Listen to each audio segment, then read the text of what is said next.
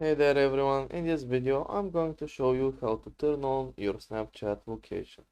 You may want to need that because you want to use your Snapmap and you want to share your location with your friends or just people you want to explore around you, and basically that's it.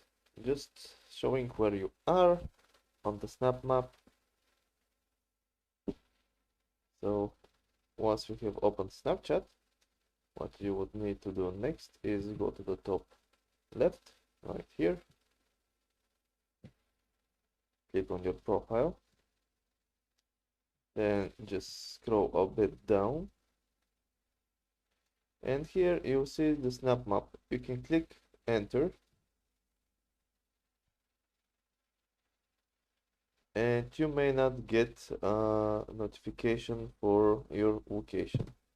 So you need to enable it, not customly, sorry, but manually. All you need to do is just click on this little gear icon.